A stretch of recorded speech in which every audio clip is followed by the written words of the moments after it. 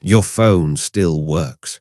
The screen lights up when you tap it, notifications arrive, messages come through. But you don't answer them anymore, not because you're angry, not because you hate anyone. You just stopped reaching back. There are birthday reminders you've swiped away, group chats you've muted for months, invitations you've watched expire without responding.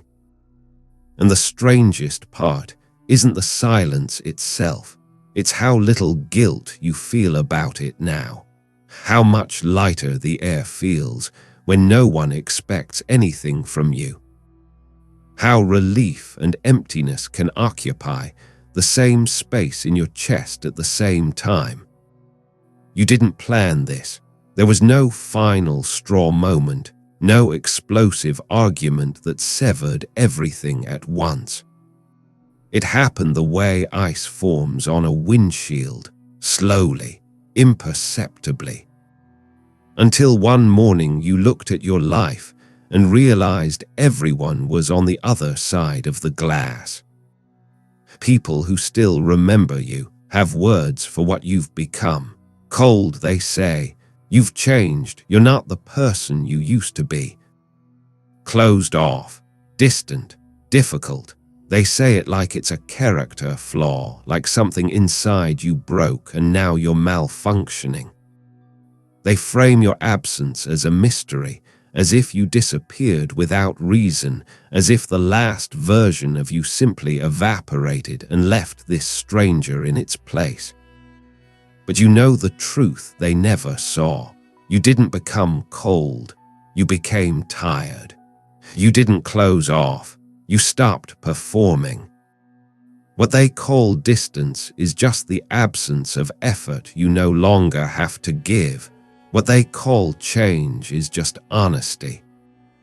You stopped pretending the connections were mutual. You stopped performing availability you didn't feel. You stopped carrying relationships that only moved when you pushed them. The version of you they miss wasn't healthier. It was just more convenient for them. Here's what no one mentions when they talk about people who isolate. You were already alone before you cut anyone off. Physically surrounded, yes. Socially included, technically. But emotionally, you were standing in a room full of people who couldn't see you. And that kind of loneliness, the kind that happens in the presence of others, is so much worse than being alone in an empty room. Because empty rooms don't promise you anything. Empty rooms don't make you explain why you're struggling. Empty rooms don't check in just long enough to feel like they tried, then disappear the moment your pain becomes inconvenient. Empty rooms don't perform care. You weren't isolated when you had people around you. You were witnesses to your own irrelevance. And once you understood that, the silence stopped feeling like loss. It started feeling like clarity. There was a version of you that showed up for everyone. The one who answered at 2 in the morning. The one who listened for hours, who cancelled plans to be there, who remembered the details of other people's problems and checked in without being asked. You were the person people called when they were breaking, the reliable one, the steady one, the one who didn't flinch when things got heavy. You didn't do it for credit. You did it because that's what you thought connection meant. That's what you thought you were supposed to do. You gave because you believed that if you ever needed it, someone would give back. That effort was a language, and if you spoke it fluently enough, you'd eventually be understood. And then one day you needed someone, not for something small, not for advice or distraction. You needed someone to sit with you in the heaviness the way you had sat with them.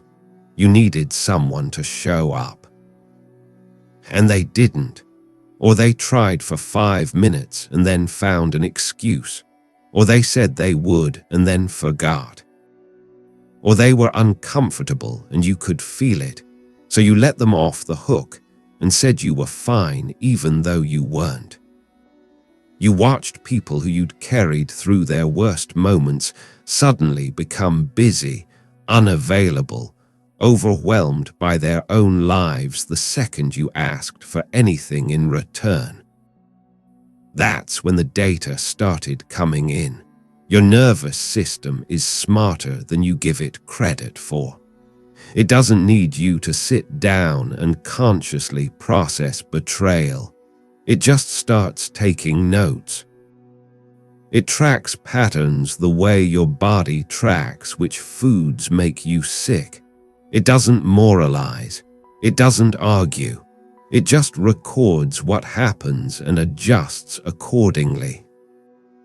It notices who disappears when things get hard. It notices who only shows up when the conversation is light. It notices who treats your pain like an inconvenience, who changes the subject, who makes it about them, who forgets what you said the moment the call ends. It notices who performs concern but never follows through, who asks how you are but doesn't actually want to know. This isn't bitterness. It's not resentment. It's recognition. Your brain isn't holding grudges. It's protecting you with information. And once you see the pattern clearly enough, you can't unsee it. You can't go back to believing people will show up when you know they won't. You can't keep investing in connections that only exist on their terms. So you stop trying, not because you hate them, because you finally understand the math. There's a specific kind of control that comes with leaving first. If you know everyone eventually disappears, exits when things get complicated, fades when you stop being easy to love, then walking away before they do isn't self-sabotage. It's preemptive loss management. It's refusing to wait around for the inevitable. You're not pushing people away. You're withdrawing your presence from spaces where it was never fully wanted. You're taking yourself out of the rotation before you're benched. You're leaving the room before you're asked to make yourself smaller to fit. It's not cruel, it's just math. If abandonment is the guaranteed outcome, you might as well control the timing. You didn't announce it. You didn't send a breakup text to your entire social circle.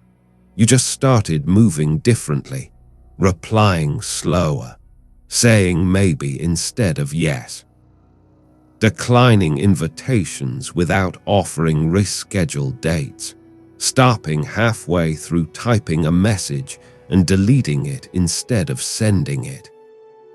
You stopped initiating, stopped being the one who reached out first, who made plans, who kept conversations alive. You wanted to see what would happen if you just waited. If anyone would notice, if anyone would chase you the way you had chased them. Most didn't. The conversations just ended. The friendships dissolved into silence without anyone fighting for them. And that told you everything you needed to know. You didn't ghost people out of cruelty. You just stopped doing all the work, and without your effort, there was nothing left. At some point, you stopped feeling much of anything about it. You're not angry anymore. You're not hurt. You're not waiting for apologies or explanations. You're not thinking about what people are doing without you. You're not wondering if they miss you. You've reached indifference, and indifference isn't hate. Hate still requires you to care. Hate means they still live in your nervous system, still occupy space in your thoughts, still have the power to disrupt you. Indifference means they don't. It means you've stopped spending energy on people who wouldn't spend it on you. It means you've gone neutral. People mistake this for coldness, but it's not. It's just conservation. You only have so much to give, and you've stopped giving it to people who treat it like it's endless and free. This didn't start with adulthood. You learned this posture a long time ago. Somewhere in childhood, you figured out that needing people was dangerous. That expressing feelings led to dismissal or punishment or silence. That love came with conditions you couldn't always meet. That the adults who were supposed to show you how to trust were unreliable or absent or only present when you were easy. You learned that independence wasn't a preference, it was survival. You learned to stop asking for things because asking led to disappointment.